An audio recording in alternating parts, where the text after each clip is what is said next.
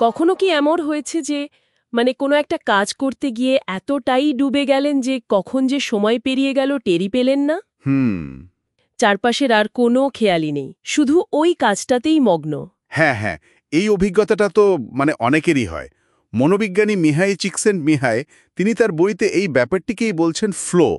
বাংলায় হয়তো বলা যেতে পারে প্রবাহ। প্রবাহ। ইন্টারেস্টিং। হ্যাঁ, এটা আসলে এমন একটা মানসিক অবস্থা যখন আমরা কোনো একটা কাজে, বিশেষ করে একটু চ্যালেঞ্জিং কাজে এতটাই নিমগ্ন হয়ে যাই যে কাজটা নিজেই একটা আনন্দের কারণ হয়ে দাঁড়ায়। বাইরের কোনো পুরস্কার বা স্বীকৃতির জন্য নয়। বাহ, দারুণ একটা ধারণা তো। তাহলে আজকে আমরা এই বইটার ওপর ভিত্তি করেই এই ফ্লো বা প্রবাহ নিয়েই আর একটু গভীরে যাব, কেমন? একদম। বোঝার চেষ্টা করব যে এই অবস্থাটা আসলে কি, কেন এটা এত গুরুত্বপূর্ণ, আর আর কিভাবে এটা আমাদের জীবনের সেই গভীরতর অর্থ বা যাকে জাপানি ভাষায় ইকিগাই বলে সেটার সাথে জুড়ে আছে। ঠিক তাই। দেখুন, চিকসেন্ট-মিহাই তার গবেষণায় দেখিয়েছেন যে এই ফ্লো অনুভূতিটা কিন্তু কোনো নির্দিষ্ট কাজ বা সংস্কৃতির মধ্যে আটকে নেই। এটা বেশ সর্বজনীন। ও আচ্ছা। যেমন ধরুন, একজন দাবা খেলোয়াড় যখন খুব মন দিয়ে চাল ভাবছেন, বা একজন সার্জেন যখন অপারেশনে মগ্ন, কিংবা ধরুন একজন শিল্পী যখন ছবি আঁকছেন, এরা প্রত্যেকেই কিন্তু এই গভীর নিমগ্নতার অভিজ্ঞতাটা পেতে পারেন। হুম।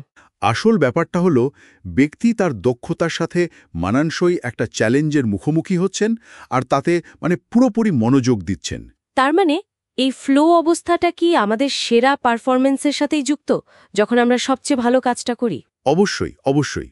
যখন আমরা এই ফ্লো অবস্থায় থাকি, তখন মন একদম শান্ত থাকে, নিবদ্ধ থাকে।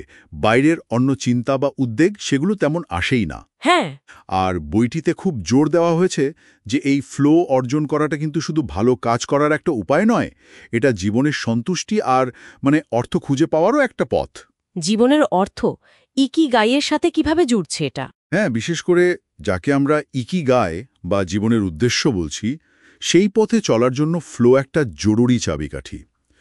যে কাজগুলো আমাদের নিয়মিত ফ্লো অবস্থায় নিয়ে যায়, হ্যাঁ। সেগুলোতে যদি আমরা বেশি সময় দিই, তবে জীবনের অর্থ খুঁজে পাওয়াটা অনেক সহজ হয়ে যায়। কিন্তু এই ফ্লো অবস্থায় পৌঁছানো যায় কিভাবে, সবসময় তো আর হয় না।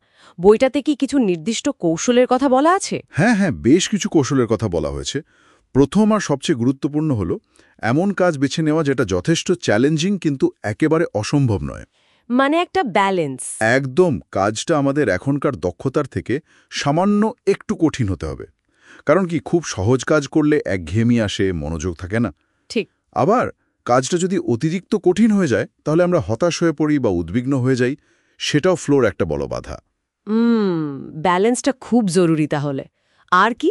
দ্বিতীয় কৌশলটা হলো কাজের একটা স্পষ্ট লক্ষ্য থাকা। তবে এখানে একটা মজার ব্যাপার আছে। লক্ষ্যের চেয়েও বেশি জরুরি হলো পুরো প্রক্রিয়াটার উপর মনোযোগ দেওয়া। প্রক্রিয়া কিভাবে? বইতে একটা চমৎকার উপমা আছে। লক্ষ্যটা হলো কম্পাসের মতো, যেটা শুধু দিকটা দেখাবে, কিন্তু ম্যাপের মতো প্রতিটি পদক্ষেপ বলে দেবে না। যেমন ধরুন, অলিম্পিক অ্যাথলিটরা, তারা তো প্রতি মুহূর্তে পদকের কথা ভাবেন না। না, তা ভাবেন না। তারা খেলার প্রতিটি মুহূর্তের উপর মনোযোগ দেন। অনেকটা সেরকম। ফলাফলের চিন্তা যদি অতিরিক্ত মাথায় ঘোরে, তাহলে বর্তমান মুহূর্তের যে নিমগ্নতা, সেটা নষ্ট হয়ে যায়। এটা তো আজকের দিনে খুব সত্যি। আমরা প্রায় ফলাফলের জন্য এতটাই ব্যস্ত থাকি যে কাজটা উপভোগ করতেই ভুলে যাই। আচ্ছা, আর তৃতীয় কৌশলটা কি? তৃতীয় কৌশলটা হলো একসময় একটা কাজেই মনোযোগ দেওয়া, সিঙ্গল টাস্কিং। ও, মাল্টিটাস্কিং নয়। একদমই নয়। মাল্টিটাস্কিং আসলে আমাদের মনোযোগকে বুড়িতরা ভাগ করে দেয়, আর ফ্লো অবস্থায় যাওয়াটা খুব কঠিন করে তোলে। এর জন্য দরকার একটা মনোযোগ যাতে নষ্ট না হয় এমন একটা পরিবেশ তৈরি করা। যেমন ধরুন, কাজের সময় ফোনটা সাইলেন্ট রাখা বা নোটিফিকেশন বন্ধ রাখা। অনেকে আবার পোমোডোরো টেকনিক ব্যবহার করেন। পোমোডোরো সেটা কি? হ্যাঁ, 25 মিনিট গভীর মনোযোগ দিয়ে কাজ করার পর একটা 5 মিনিটের ছোট বিরতি নেওয়া। এই চক্রটা মনোযোগ ধরে রাখতে আর ফ্লো অর্জনে সাহায্য করতে পারে। ইন্টারেস্টিং। তার মনোযোগ ধরে রাখার জন্য একটা সচেতন চেষ্টা দরকার। আচ্ছা, এই বইটাতে কি ছোটখাটো বা দৈনন্দিন কাজের মধ্যেও ফ্লো খুঁজে পাওয়ার কথা কিছু বলা আছে, নাকি এটা শুধু বড় বড় কাজের ক্ষেত্রে প্রযোজ্য? না, না, এখানেই মাইক্রোফ্লোর ধারণাটা আসছে। খুব গুরুত্বপূর্ণ। বইটির মতে আমাদের দৈনন্দিন সাধারণ কাজ, ধরুন রান্না করা, বাগান করা বা এমনকি ঘর গোছানো, বাসন মাজা। হ্যাঁ, বাসন মাজা, এগুলোর মধ্যেও কিন্তু একটা ছন্দ বা ছোটখাটো চ্যালেঞ্জ খুঁজে নিয়ে ফ্লো তৈরি করা সম্ভব।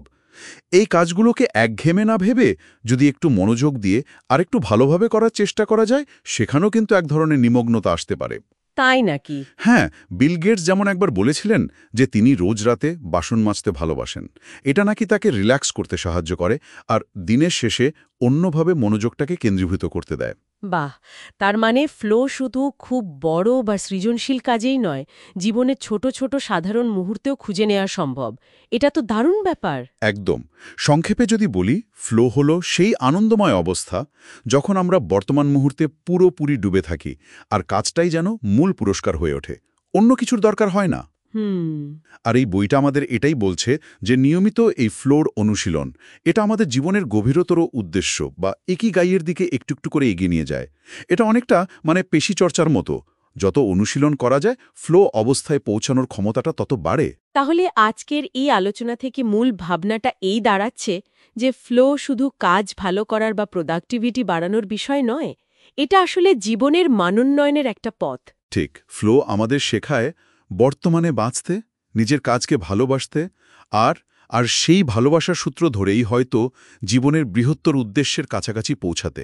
তাহলে শ্রোতাদের জন্য আজকের ভাবনার বিষয় এটাই হতে পারে, কোন কাজগুলো করতে গিয়ে তারা সময়ের হিসেব প্রায়ই ভুলে যান। সেই কাজগুলোকে কি একটু সচেতনভাবে নিজেদের প্রতিদিনের জীবনে আরও একটু বেশি জায়গা করে দেওয়া যায়? কে জানে, হয়তো সেখানেই লুকিয়ে আছে তাদের নিজেদের ভেতরের আসল সুরটা খুঁজে পাওয়ার চাবিকাঠি।